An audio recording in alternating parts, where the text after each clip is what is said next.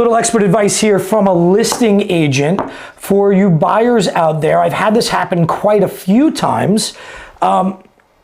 We've accepted the buyer's offer. What does that mean?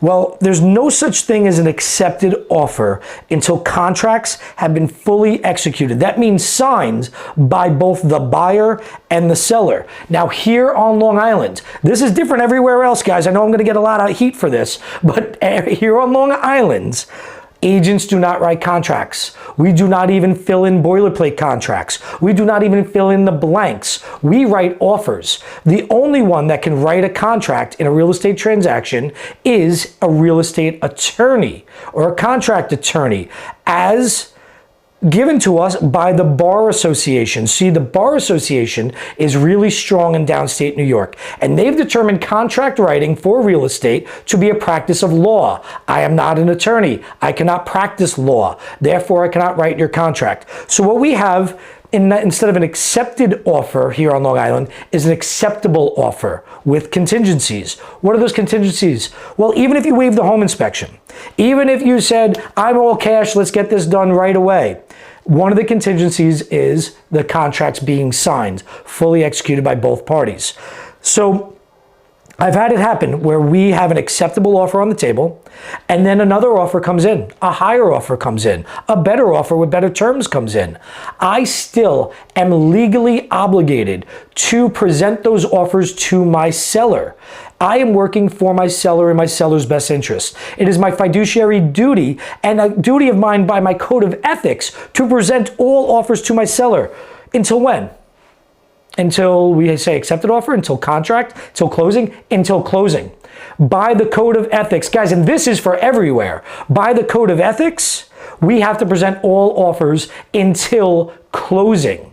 Now it's up to the seller and their legal advice that they get from their attorney as to how they will break their contract if they're already in contract, and if they should or shouldn't. That's not up to us, but we must let the seller know of all offers that are made on their property up until closing.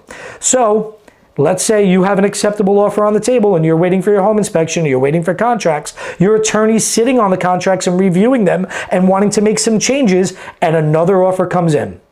We can go with that other offer. We don't even have to tell you. We can send out multiple contracts to multiple different buyers, and whoever signs first, we will then sign. This is the way it works on Long Island. Again, I know I'm going to get a lot of comments for those of you who are not in my market. This is how it works on Long Island.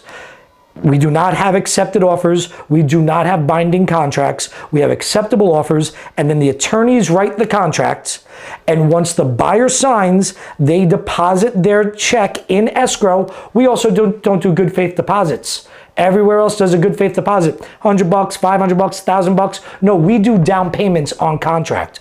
So whatever your down payment is, 5%, 3.5%, 10%, typically, all of that is going into escrow at the time you sign a contract as a buyer.